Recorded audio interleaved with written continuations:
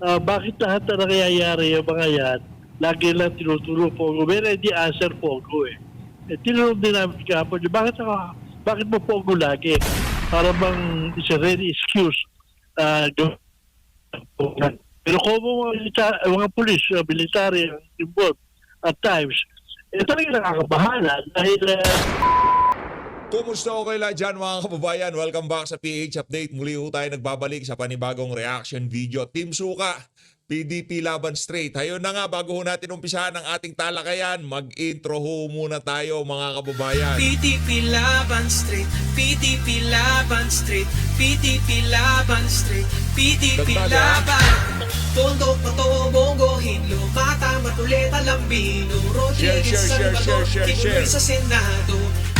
Ganda ng ginawa nito si Senator Botong. Lumata, matuleta, lambino, Rodriguez, Salvador, Kibuloy sa Senado. Duterte straight, PDP Laban Straight, PDP Laban Straight, PDP Laban Straight, PDP Laban, PDP Laban Straight, PDP Laban Straight, PDP Laban Straight, PDP Laban.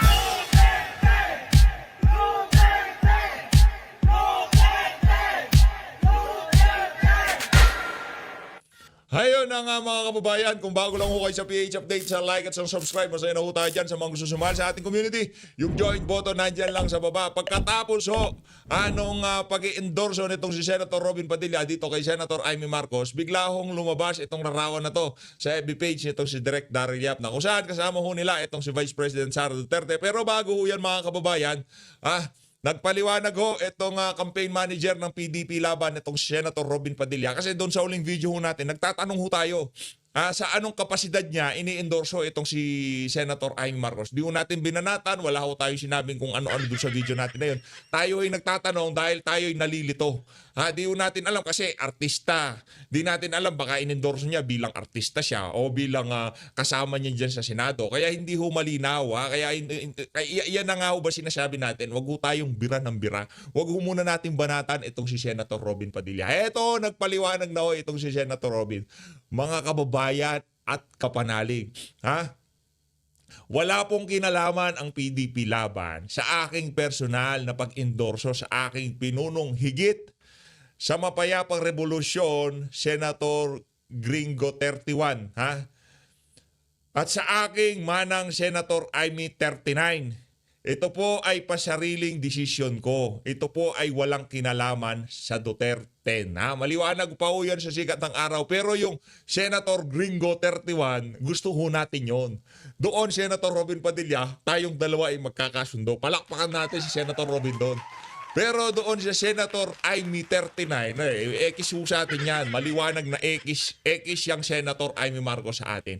Kahit na sino mag-endorso dito kay Amy, kahit na si BP Sara, ako na ho nagsasabi sa inyo, hindi ho natin susuportahan yang si... Maliban na lang kung si Tatay Digong ang magsabing na suportahan si Amy Marcos. Baka doon, pag-isipan pa ho natin. Baka ibigay natin yung isa na yun kay Amy Marcos kasi si Tatay Digong na yan eh. Diba? Si Tatay Diggs na yan, ika nga. Pagka sinabi ni Tatay Diggs, suportahan nyo si Amy. Nakikiusap ako. Sa mga taga-suporta ko, suportahan nyo si Amy Marcos. Pagka ganun na usapan, ibang usapan na ho yun. Ibig sabihin, meron nung pinaplano si Tatay Digong na hindi natin alam. Pero dito sa mga kaganapan na to, si Senator Robin, si BP Sara, hindi ho natin susuportahan niya si Senator Amy Marcos. Ibang usapan pagka si dating Pangulo Rodrigo Duterte ang nag-endorso dito sa alin na to. Pero ang malinaw ho dito, hindi ho in-endorso nitong si Senator Robin Padilla bilang campaign manager ng PDP Laban. In-endorso niya si Senator Amy Marcos bilang isang artista at isang senador. Okay? Maliwanag ho yun mga kababayan, kaya hindi ho kayo obligado na suportahan itong si Amy Marcos, okay? Marami ho tayong alternatibong kandidato na pwedeng suportahan maliban dito kay Amy. Pero naiintindihan ho natin yung pinanggagalingan ng iba nating mga kasama na kung saan sinusuportahan nila itong si Amy Marcos. Oo, hindi natin susuportahan itong si Amy Marcos. Pagdating dito sa dalawang kandidato na to, halimbawa na lang, magpakatotoo tayo dito Norberto Gonzales, Amy Marcos, sino ang pinakamerong tsansang manalo? Minsan ho kasi kinukonsidera yun. Galit sila kay Amy, Pero ngayong mga panahon na to, nagsasalita siya, ganito ginagawa niya. Ay, hindi ho tayo, ayaw ho natin yung mga Marcos na yan, mga basura yung mga walang kwenta yan. Pero dahil sa, ika nga, yung numbers game dyan sa Senado. Numbers game dyan. Ngayon, kung etong si Senator Amy Marcos, yung iba nating mga kasama o kapanalig o kung sino pa man, kung mga nasa social media, sino ba sa dalawa ang merong mas mataas ang tsansa na manalo sa dalawa? 'Di ba? Kung halimbawa itong si Norberto Gonzales o itong si Senator Amy Marcos, gayong nagsasalita na itong si Senator Amy Marcos sa mga nangyayari ngayon sa ating bansa o magkakaroon ng kasunduan, again, hindi mo mapagkakatiwalaan. Yun ang problema sa mga Marcos na yan. Kaya kahit na nagsasalita ngayon si Senator Amy Marcos, maraming salamat doon sa pagsasalita niya. Doon sa doon sa ginawang pagdukot dito kay dating Pangulong Rodrigo Duterte. Dapat siyang palakpakan doon kasi mas maraming Pilipino ang nakaintindi kung gaano kagago tong administrasyon ni Marcos Jr. Tama mali. Wala na si Tatay Digong, nandun na. Nandun na ho siya. Hindi na para dyan sa committee na yan na pabalikin si Tatay Digong. Hindi ho sa mga susunod na Pilipino na magkakaroon ng kahalintulad na problema. Sa tingin nyo ho ba pagka nangyari yan kay Amy Marcos, yung nangyari kay Tatay Digong, masaya ho ba tayo? Hindi. Yun ho ang kaibahan natin sa mga Talyanista at loyalista. Tayo ho hindi tayo maka-Pilipino. Kung sakali ho bang mangyari ito kay kanino ba? Kay Romel Marbil, bigla siyang damputin tapos dadalhin siya sa banyagang korte, doon siya litisin, masaya tayo. Hindi ho tayo masaya doon kasi Pilipino pa rin yung mga yan. Yun ho ang kaibahan ng mga DDS supporter, DDS vlogger sa mga ensaymada at talyanista vlogger. Yang mga yan, ibebenta ho nila ang kaluluwa nila para lang sa pera. Yun ho ang ating sigurado dito. Ngayon naman, ito, let's address the dinosaur in the room, ika nga. Etong pag-i-endorso nitong di pa namang endorso, picture pa lang naman to eh. Pero mas maigi nang magkalinawan tayo habang maaga. Ito ho, lumabas na ho yung larawan na kung saan kasama nitong si Senator Amy Marcos, etong si Vice President Sara Duterte. Okay, i-endorso niya itong si VP Sara. Kasi itong si Senator Amy Marcos, nagsalita na rin naman itong si VP Sara na ang friendship nila beyond politics na. Kung ang pag-i-endorso na yan, itong si VP Sara, base sa kanilang pagkakaibigan, hindi pa rin nakaayon doon sa pag-i-endorso ni Tatay Digong, doon sa kanyang mga kandidato sa PDP laban, ibang usapan pa rin ho yun. Ini-endorso nitong si VP Sara, itong si Senator Amy, kung sakali man hindi pa ho to ang senaryo. Kung sakaling i-endorso niya bilang kaibigan niya, bilang kaibigan niya ho yun. Hindi bilang kandidato nitong si dating Pangulong Rodrigo Duterte. Sinabi na ni VP Sara, siguro ang friendship namin ni Amy is beyond politics na. O kung yun ang magiging motivasyon sa pag-i-endorso niya dahil kaibigan siya, hindi ho siya kandidato. Hindi pa rin ho siya kandidato nitong si dating Pangulong Rodrigo Duterte. Ika nga nitong si Atty. Vic Rodriguez, etong mga nasa baba na to, yan, si Salvador Philip, yan si Go Bongo, yan, ang mga nandyan. Yan ho Duterte certified, Duterte approved senatorial candidate. Maliwanag pa ho sa sikat ng araw. Kaya ho talaga makikipagbalagbagan tayo sa mga kandidato na yan. Pero diyan kay Amy Marcos, naku, walang isang salita yung mga Marcos na yan. Tayo dalang-dala na sa mga yan. Pasensya na pasensya na. Alam ko, kung pipili tayo ng mga kandidato na dalawang kandidato ng pagkasenador, naiintindihan ko na dapat piliin natin yung merong tsansang manalo. Ano ba naman, ba't mo nga naman iboboto itong isang kandidato kung hindi? Pero ibang usapan dito ibang usapan dito. Kahit ito, mababa ang tsansa, mataas ang tsansa, yaan ang Duterte certified and approved senatorial candidate. Ibang usapan yan. Ang sinasabi ho natin dito, yung dalawang pangpuno dun sa dalawang pwesto. Tama naman yung argumento na kung pipili tayo, yung kahit papaano, Duterte leaning candidate. Kahit pa paano nasa tamang katinoan, ika nga. Hindi tayo pwedeng pumili nung mga nasa alyansa, hindi tayo pwedeng pumili yung ibang independent kasi mga kaliwa naman yung mga yan. Kaya kailangan maging maingat tayo. At higit sa lahat, yung merong tsansang manalo. Kaya talagang sinusulong natin dito itong si Senator Greg Honasan. Ngayon dun sa isa, bahala na ho kayo dun. Papipiliin tayo dito sa dalawa na to, Gringo Honasan at itong si Amy Marcos, pares naman ho merong palo yan eh. Merong chance ang manalo eh. Pero tingnan na lang ho natin. Pero mas pipiliin ko itong si Senator Gringo Honasan. Again, hindi ko mapagkakatiwalaan yang mga Marcos na yan. Mga walang isang salita yung mga yan. Mga manlulokot, manggagamit ho yung mga Marcos na yan. Ako na hong nagsasabi sa inyo. Nasa sa inyo ho yan kung yung pag-i-endorso nitong si VP Sara, susuportahan nyo yung Amy Marcos na yan. Pero tayo ho dito sa PH Update, maraming salamat. Saludo tayo dun sa ginawa nitong si Senator Amy Marcos. Pero wala na ho, tapos na ho tayo sa mga Marcos. Pero hindi ko ito sinasabi sa mga viewers natin para sundan yung aking yapak o impluensyahan yung magiging desisyon nyo. Yun lamang ho ang tayo ko. Pero kung ang tayo nyo isusuportahan pa rin yung si Amy Marcos, nasa sa inyo pa rin ho yan mga kababayan. Dito sa bahagi ng video natin na to, naku, ngayong mga panahon na to, sa aminin mat sa hindi ng PNP, talagang napakatindi ho ng nangyayaring kriminalidad sa ating bansa. Yung pagsasabi nitong si Romel Marbil, nakakaapekto yung mga post sa social media, kaugnay sa pananaw ng ating mga kababayan, sa ating peace and order sa ating bansa. Ito ho, maliwanag pa ho sa sikat ng araw. Gusto ko lang, baka hindi pa kasi nakita nitong si Romel Marbil to eh. Ang nagbalita ho niyang post na yan, News 5. Base ho dito, babala, sensitibong balita. Gurgor ang dalawang grade 8 na estudyante. Matapos magtusukan, magganyanan, magsaksakan ng tatlong kapwa estudyante malapit sa kanilang eskwelahan. Sa Balikatan Street, Barangay CAA sa Las Piñas City, bandang alas 7 ng gabi nitong Biyernes, April 11. Nung isang araw, April 11. Tingnan nyo naman ho yan mga kababayan. Yaan ho, mga kabataan, nung panahon ni Tatay Digong, yung mga kabataan nag-aaral ng mabuti sa eskwelahan. At ngayon, nangre-recruit na yung mga makakaliwa, meron pang mga ganitong klaseng insidente. Sayang mo, 2 buhay yan. Hindi, tanggalin natin nakakatawa ha. Kasi ano na to bad ka. Automatic kasi. Automatic na usa. Automatic na yung sound effect natin. Sayang ha, buhay ho yan. Grade 8 student. Tayo ay magulang. Alam ho natin kung gaano kahirap ang magpalaki ng anak. Yung tipong kada araw niyan parang stage na kailangan mong maisalba sa susunod na araw. Yan ho grade 8 student na. Ika nga iginuyod yan ng magulang niya. Tapos ganito lang ho ang kahahantungan. Nasayang ho ang 2 buhay na yan. Bakit? Sa tingin niyo ho ba mga kababayan, mangyayari yan? Ito nangyari ho yan doon sa lugar na malapit sa eskwelahan. Dapat sana pagka malapit sa eskwelahan, merong police visibility. Kung mag-aambahan yan, tapos merong pulis, sa tingin nyo ho ba matutuloy yung karumal-dumal na kaganapan? Hindi ho. Ang problema ho kasi, maraming pinagkakaabalahan ng ating PNP ngayon. Para dito kay Romel Marbil, kaliwat ka ng mga kidnapan ng mga Filipino-Chinese businessman. Ngayon naman mga estudyante na nagsasaksakan.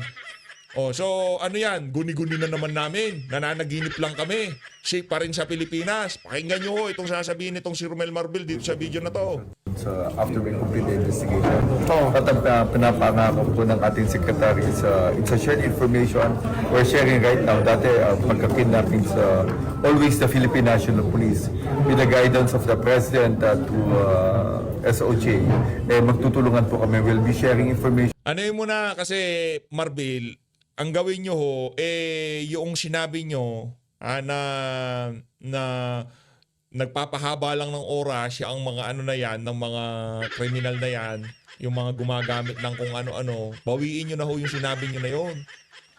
Yung ang dating ngayon parang parang kinonsinte. Yung dating parang okay lang, naiintindihan tayo ng PNP. Or SOJ, dati pa, kinukwento niya. Yung chief PNP na yan, siya ho ang naging pinaka-inutil na chief PNP sa kasaysayan ng Pilipinas. Sa pagkaalala natin, kasi mga dekalibre yung mga naging chief PNP natin panahon ni Tatay Digong, Eliazar, Bato de la Rosa, sino pa? Yung ang pangalan nun? Si Gamboa. Magagaling huyang mga yan. O si Albayalde, hindi ho tayo nakakita ng ganyan, yung tipong nagkaroon ng CIDG chief na kagaya nitong si Marbil.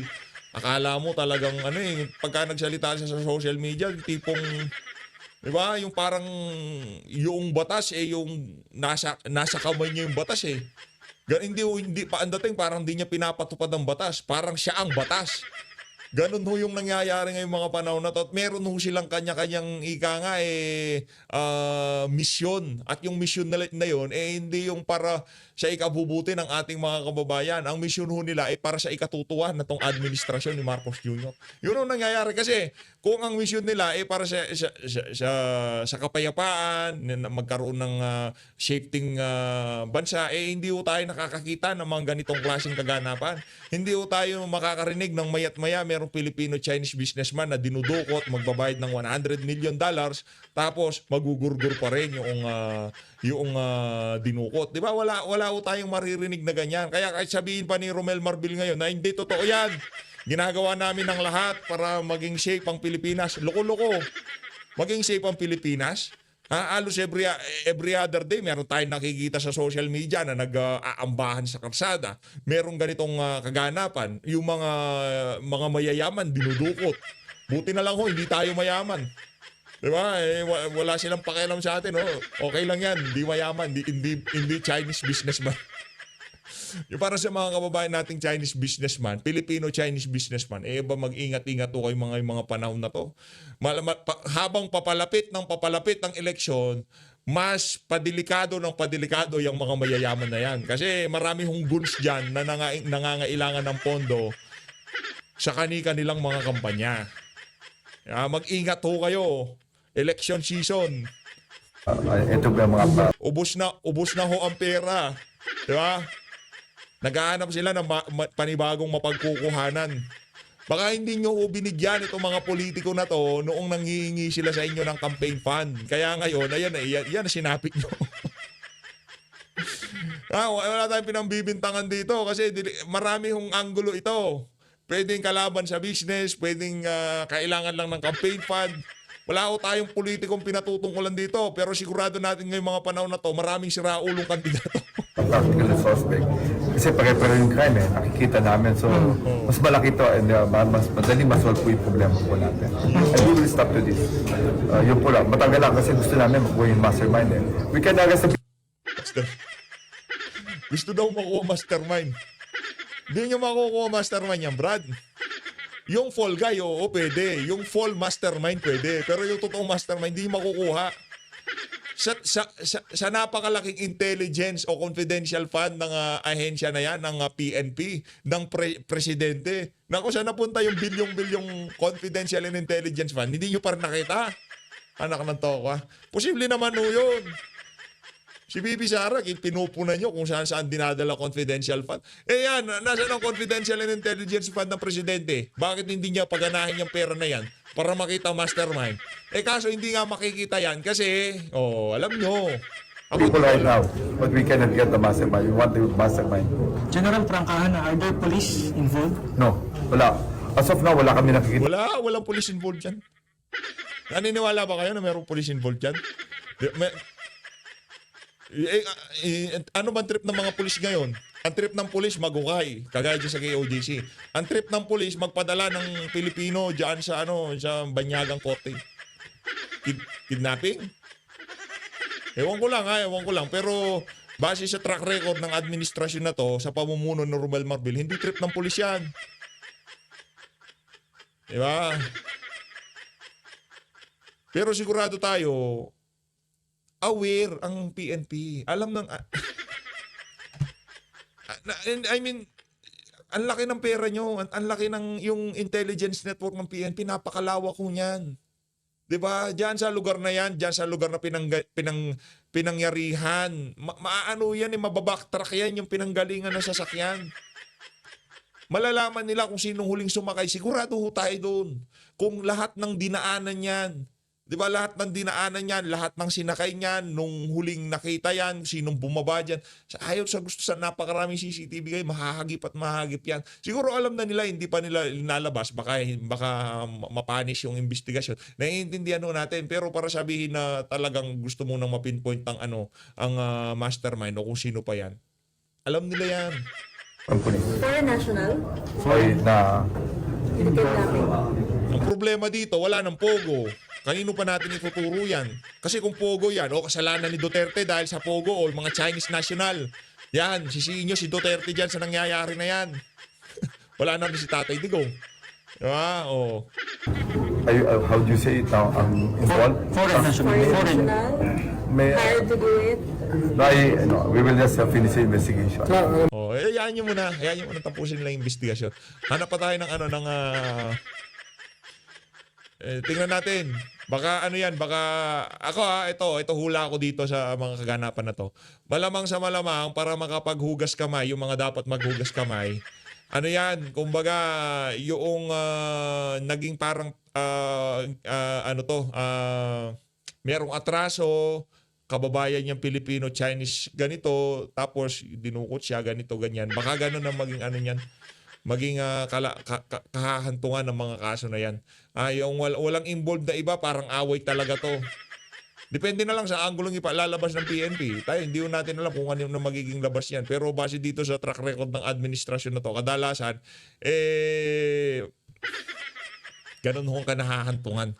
Diba? Yung tipong, kagaya ng mga pogo-pogo, yung mga issue ng pogo-pogo, sinasabi nila mga mga magkakalabang pogo hub. Sila naggugurguran, sila naggaganituhan. Pero sa likod ng mga kaganapan na yon, kung meron lang ho kayong makakakwentuhan o mababasang mga post, marami hong involved na mga pwede nating sabihin na merong superpower. Na kung saan kinapitalize nila yung mga Chinese national na to na operator ng Pogo para pagkapirahan. Pero yung mga Pogo-related crimes, hindi naman ho talaga yung kadalasan sinasabi nila magkakasama ng business ngayon, mag-aaway-away. Hindi ho ganun yun. Talagang sinasadya ng ibang merong superpower na gawan ng ganito yung mga na to para magbayad sa kanila. Malaki ho. Balita natin, isang ulo pagka kunyari nag-away lang ha. Nag-away lang yung dalawang Chinese national. Pagka dinala yan sa sa mga may kapangyarihan, sa barangay Tanod o kung saan pa man, huwag na po tayo magbanggit dito. Kada isang ulo, 1 milyon. Di umano. Hindi, nababasa lang naman natin yung mga post na sa social media. Sayang di ko na-save, no? Dapat pala sinave ko para makita nyo rin mga kababayan. Eto, rekta na ho tayo dito kay Sir Jason sa matagal-tagal na ho natin hindi na nagagawa ng reaction video. Pero na natin na nakakwentuhan natin na mabilisan yang si Sir J nung nagpunta siya ng nung dumayo siya ng Pampanga. Nakakwentuhan natin siya na mabilisan. Pakinggan ho natin to. Banggit mo nga, ayusin natin ang Pilipinas at isa sa mga problema ngayon na kinakaharap ng ating bansa na parang ayaw pang aminin ng ating mga otoridad is itong problema ng kriminalidad at ang pinaka-recent lang na naging biktima nito ay isang negosyante, Manong J, kung saan ang mga grupo ng mga Filipino-Chinese businessmen at mga civic organization ay nagpalimbag na kanilang public statement sa mga malalaking mga newspaper po nung isang araw at kung di tayo nagkakamali at ang kanilang pagpapahayag ng matinding pagkondena sa pangyayari. Anong nakikita niyo po rito, Sir Jay? Hindi lamang siguro, Admar, ang Chinese business community, kundi maging ang buong business community, no? I'm sure itong pangyayaring ito ay hindi lingid sa kaalaman ng bumubuo ng Employers Confederation of the Philippines, ng import-export industry, ng Filipino Chamber, no? Of Industries, sapagkat anumang napaggalaw sa daigdig ng pag-negosyo ay maapektuhan dito hindi lamang ang mga nag-aangkat o hinuwas ng produkto, kundi maging mismo yung mga kumpanya sa loob ng Pilipinas. Some are owned by full-blooded Filipinos, Filipino-Chinese, mga dayuhan, mga foreign direct investments. These are the things na kinakailangan talagang tingnan ng mabuti ng gobyerno sapagkat I'm sure malaki ang magiging impact nito sa malapit na hinaharap, Admar. Sa pinakahuling survey po, Manong Jay, ng pahayag ng Publicos Asia, kabilang sa top 6 ang kriminalidad na gusto nila na bigyan ng pansin ng ating pamahalaan. Pangalawa pa nga ito nangunguna dyan yung nahihirapan sila na makabili ng mga basic commodities dahil sa mataas na presyo. Pumapangalawa, yung gusto nila na concern is yung nag-aalala sila na baka maging biktima sila ng krimen. Doon naman sa isa pa nilang survey, sabi dito yung most important issues that President Marcos Jr. should focus on, nangunguna naman dito ang korupsyon, pumapangalawa yung illegal na droga, pumapangatlo yung Philippine economy natin, pumapang-apat yung presyo at inflation, pang-5 yung poverty, pang-6 ito, peace and order o kriminalidad. Tapos nandyan yung trabaho, edukasyon, sahod at yung mataas na presyo ng mga agricultural products. So itong kriminalidad, hindi lang ito dahil sa may nangyari po sa isang negosyante. Lahat ito, gaya na nabanggit mo, Manong Jay, lahat ito rin. Kumbaga ito ay isang patunay, nagre-reflect na ang mga kababayan natin ay nag-aalala dito sa peace and order ngayon sa ating bansa. Correct. Naalala mo, Admar, isa sa mga tinatanong kanila, bakit ang bilis ng asenso ng Davao region, more specifically Davao City, at constant yung business development. Ito'y bunsod na rin, number one, yung peace and order situation. Kasi kung ako ang kapitalista, bago ako maglagak ng anumang kapital o magtayo ng negosyo, alamin ko muna, number one, yung industrial peace, no? Una-una, ano ba dyan? Maayos ba ang kalagayan ng katahimikan? Hindi ba balisa ang labor sector? Yung economic infrastructure ba constant? Kuryente, internet, daungan ng barko, paliparan ng aeroplano. All these things are present. Pag ito ay nandyan sa isang lugar, mabilis po ang asenso. Pero kapag ka nababahiran na ng mga krimen, unti-unti po itong nagiging maligalig para sa mga mamumuhunan. At yan ang dahilan kung bakit umalis hindi lamang ang mga foreign investors, maging ang mga Pilipinong malalaking dayuhan ay nag-i-invest sa labas ng Pilipinas. Like, nakikita man natin, maraming kumpanya na nandyan sa Vietnam, pag-aari ng mga Pilipino, yung mga construction industries, na nakikita natin sa Guangzhou at iba pang area sa China na mga Pilipino rin na.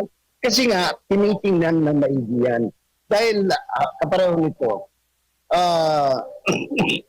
paano ka matatahimik sa kalooban mo na mga kapital, lalo pat ang naririnig mo, Admar, ito masakit naririnig mo na ang ibang nasasangkot sa mga krimen yan ay mismong taga-gobyerno. Yun ang medyo talagang mabigat. Mabigat yan. Dahil nakita naman natin itong last case, may sinasangkot dito major ng pulis, merong kunyari parang nilooban siya, tinangay na ng 85 million, pagkatapos pinatay pa.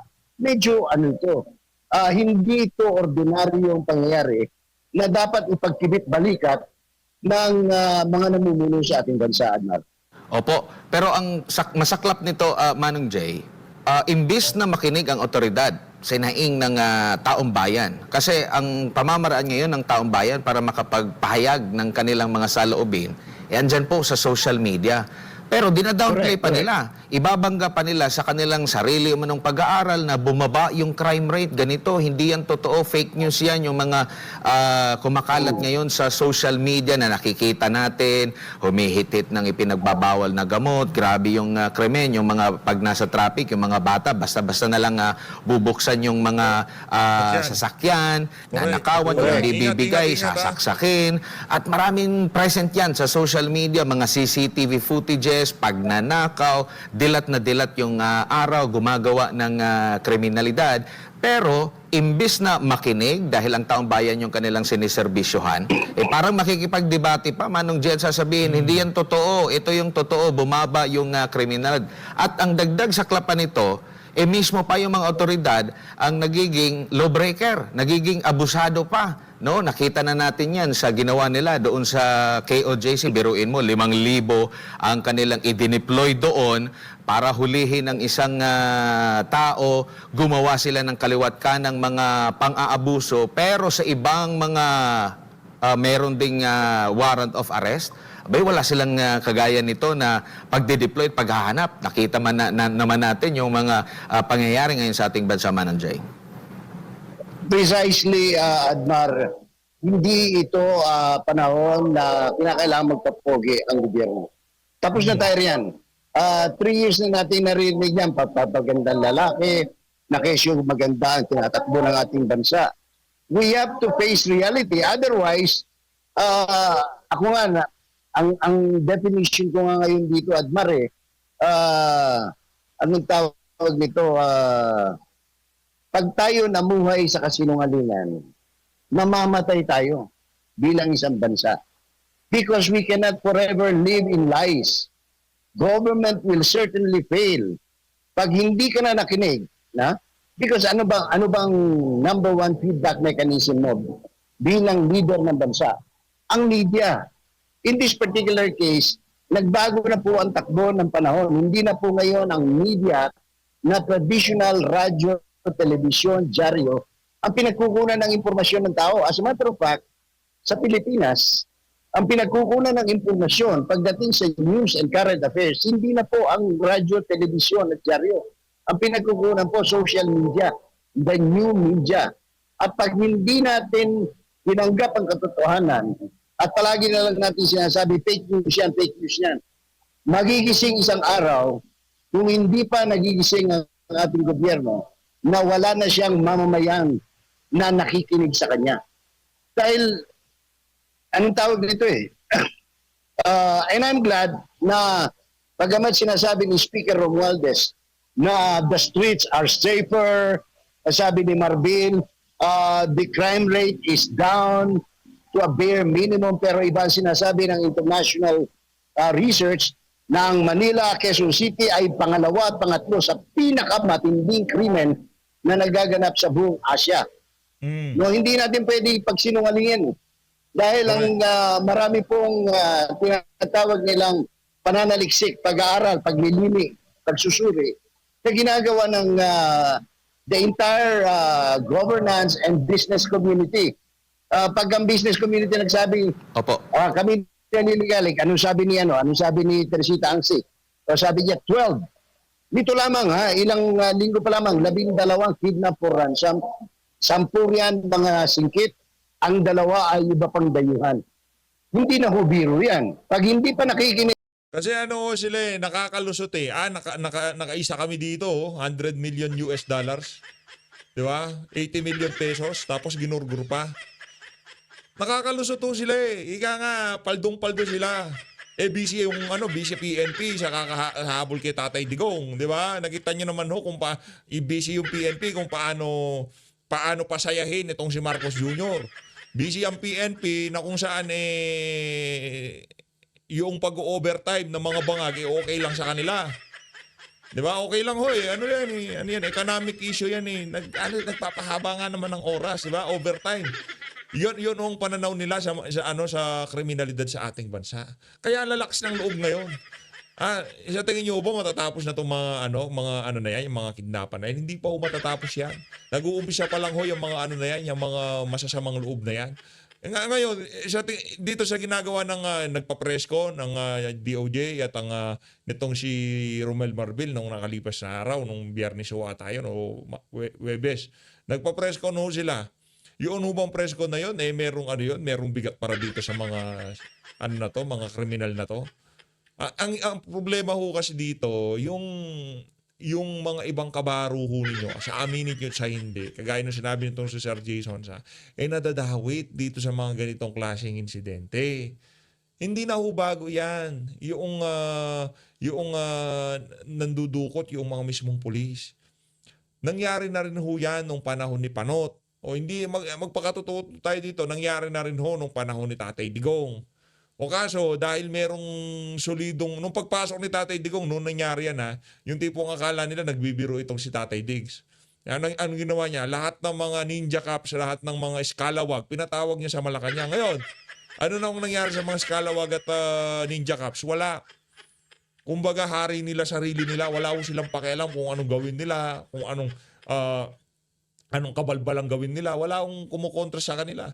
Wala yung mga pulisiya ng pamahalaan hindi naman nung sila kino-call out kagaya nung nagdaang administrasyon. Ano sabi ng Tatay Digong, pagka meron pang nalaglag na bala diyan sa NAIA, tanggal kayong lahat diyan. Papakain ko pa sa inyo yan. Ganon nung si dating Pangulong Rodrigo Duterte. Anong nangyari? Umayos. Yung mga eskalawag na pulis, pinatawag niya lahat sa Malacanang. O sige, dito ko kayo dadalhin diyan nyo labas yung tapang nyo. Yung palang pinagdala ni Tatay Digong yung mga doon. Sige, subukan nyo diyan nyo labas yung mga kalokohan nyo. Daling ko kayo doon. Doon sa isang lugar na kung saan kung matapang kayo, merong mas matapang sa inyo. Umayos. Bumait yung mga pulis. Mataas ang respeto ng mga Pilipino sa mga pulis ng mga panahon na yun. Ngayong mga panahon na to, anong imahe ng PNP? Philippine National, wala basura ang pananaw ng mga kababayan natin sa uniformeng sinusuot nitong si Romel Marbil. Masakit mang sabihin na yung sinumpahan nilang tungkulin hindi ho nila sinusunod. Base sa nakikita ng ating mga kababayan sa social media at base sa pananawagan ng mga Filipino-Chinese community. Ang ginagawa lang ho nila kung anong ikinalulugod nitong si Marcos Bangan, yun na lang ho talaga. DOJ, PNP, kung ano na lang ang ikatutuwa nitong si Marcos Jr., yun na lang ho ang nangyayari. Yun na lang ginagawa nila ngayong mga panahon na to. Ngayon, wala na si Tatay Digong. Wala na kayong isyong pantakip sa mga kabalbalan nyo. Kasi dati pagka nandiyan si Tatay Digong, merong ganyang issue. Duterte, EJK, Quadcom tayo. O ano pa? Ngayon ano pa? Wala na. Kaya sa ayaw sa gusto nyo, lalabas at lalabas yung mga kabalbalan nyo. Si Presidente Marcos dito, he might as well forget about his presidency because this presidency will go down the drain. Opo. Manong Jay, sa mga sandaling ito makakasama natin ang presidente ng Employers Confederation of the Philippines, si Ginoong Sergio Ortiz Luis Jr. Magandang hapon po, Sir Sergio. Si Admar Vilando po ito, kasama si Franco Baranda at si Jay Sonsa po dito po sa SMNI. Ay, magandang hapon sa iyo, Admar, Jay at si Franco ba? Opo. Magandang hapon po, sir. Opo. Sir, ano po yung masasabi po ng grupo ninyo sa mga ganito pong nagiging talamak na ang kriminalidad at recently lang itong mga negosyante rin po ang naging punteriya na po ng krimen?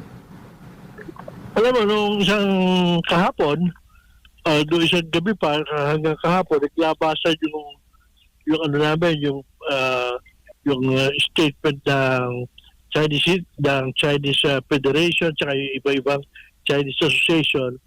Sumama ang Philippine Chamber of Commerce tsaka yung Philippine Exporters Confederation sa statement. Dahil nakakabahala na talaga na napakaraming nangyayaring kidnapping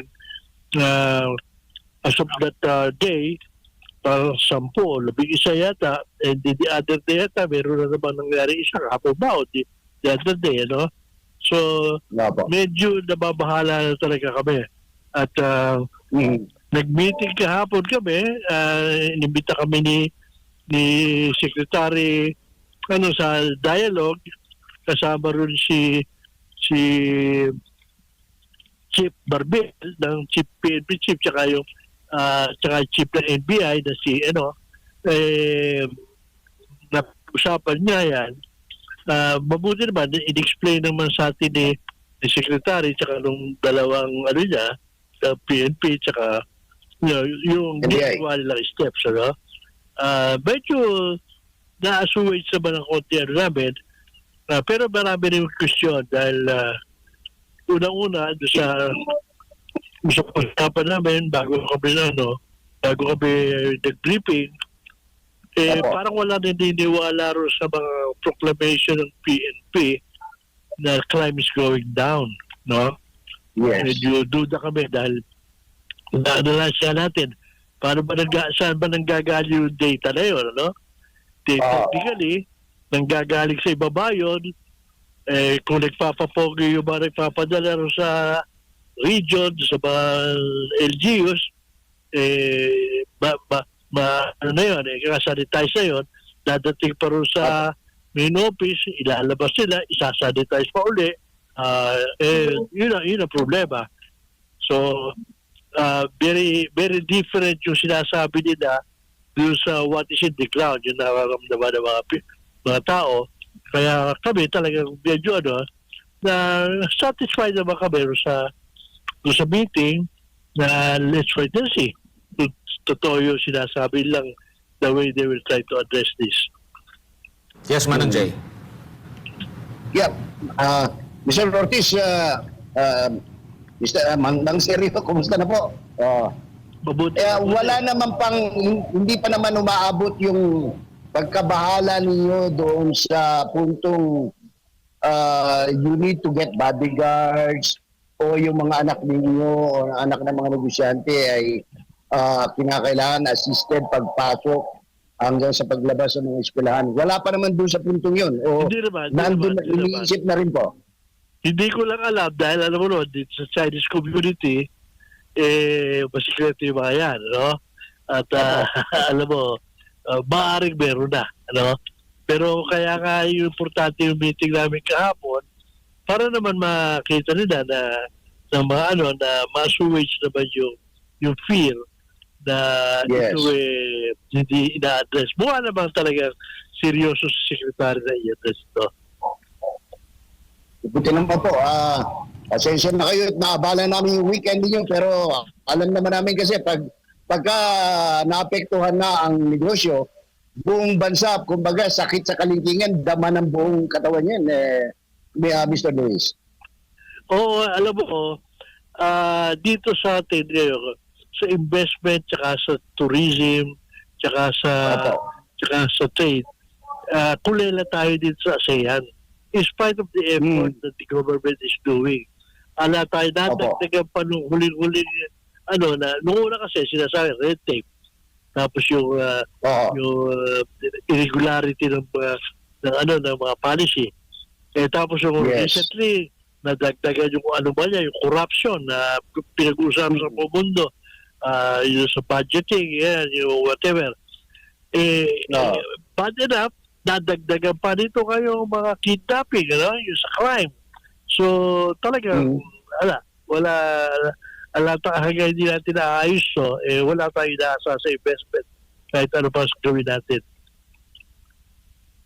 Thank you very much for being candid, Mr. Luis. Yes. Ang huling tanong ko na lamang po sa inyo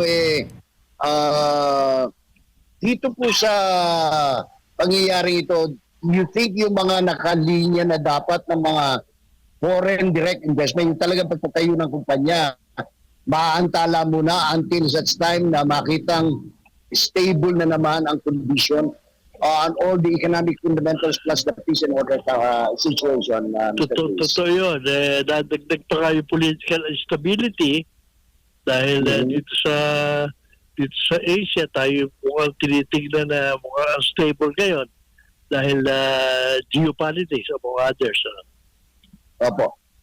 Yeah. Thank you, Mr. Luis, for joining us this afternoon. Opo, si Franco, Maraming salamat din sa inyo. may karagdagang tanong lang po, Sir Sergio, kay Franco po. Yes, Sir. Ang tanong ko po ay bago lang po tayo nakatanggap rin ng impormasyon patungkol sa nagkaroon ng probable cause yung ginawa ng 8 kapulisan, kung di ako nagkakamali, itong EPD sa Eastern Police District, na kung saan isang Chinese national, Jay Lee ang pangalan, na kanilang ninakawan. Nagkaroon ng ninakawan o extortion na nangyari. Nakitaan ng probable cause po ngayon ang ating latest update patungkol sa 8 tinutugis ngayon ng ating otoridad. Gaano po ba ka nakakabahala? Or ano yung forecast po ninyo, the fact that the police itself are the ones who's executing all of these illegalities, undermining the authority? Yun po yung tatanong ko, sir, ano yung po yung forecast nyo po dito? Alam mo, so usapan namin doon sa tabi, bakit lahat na nangyayari yung mga yan, lagi lang tinuturo Pogo. Pero hindi answer Pogo eh. Tinanong din namin kahapon, bakit mo Pogo lagi? Para bang it's a ready excuse. Pero kung mga pulis, military involved at times, talaga nakakabahala dahil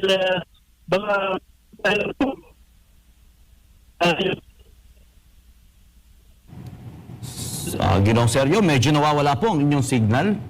Pawala-wala. Okay, Sir Jay na lang po. Sir Jay? Yan. Manong Jay, paano naman po ano po yung forecast ninyo? Kasi tila palubog eh.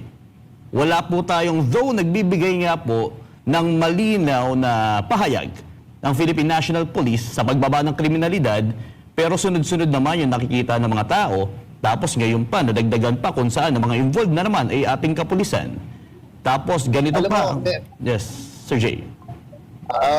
Merong tinatawag tayo sa governance na kapag ka may ganitong sitwasyon na very immediate, very urgent, the government must address it with dispatch. Dahil kapag ka ito ay lumala pa within the next few days or weeks, mahirap ng ampatin yan. So, the earlier, the better. Kaya nga importante rito, tanggapin. No? Hindi pwede itong ihagwas. Hindi pwede itong pagtakpan na lang at sabihin, okay pa tayo sa gobyerno, okay pa tayo. Nandiyan ako yung problema. They must address it with dispatch, kagad-agad. At kinakailangan makakita ng tao yan. Otherwise, lalala yung paniwala ng tao na hindi kayang gampanan ng gobyerno ang kanyang role to address this problem. And that is bad. Opo, Manang Jay, balikan lang natin si Ginoong Sergio. Sir, ano po yung... Sige, Opo, Sir Sergio, si Admar po ulit ito. Sa mga pangyayari pong ito, ano po yung adjustment na napag-usapan po ninyo, kung meron man po, kung pwede nyo pong maibahagi sa atin ngayon, para po sa mga sa grupo, ng mga, lalo na sa mga negosyante na malimit na tinatarget talaga ng mga kriminal? Well, ang isang na pag-usapan kahapon,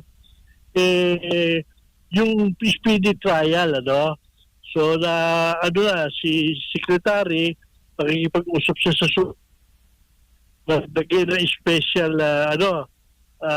whatever you call it, whatever, na pagka itong mga kidnapping, dapat decide ka agad, may mabilis, at para makita talaga agad na meron kasi mapapatawa ng parusa agad, Yun ang isa.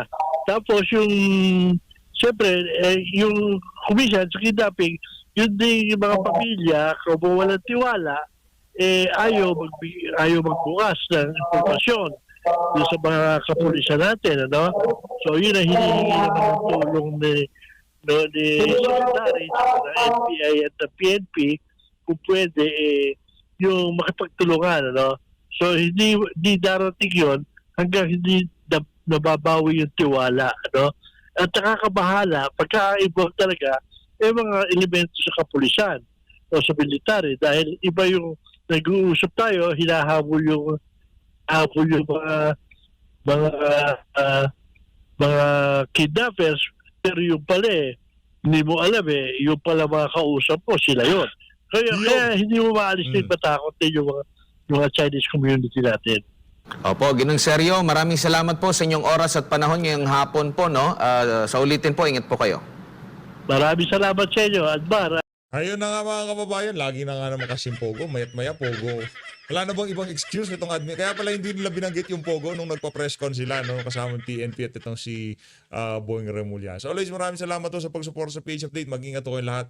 Mahal lahat ng Pilipinas.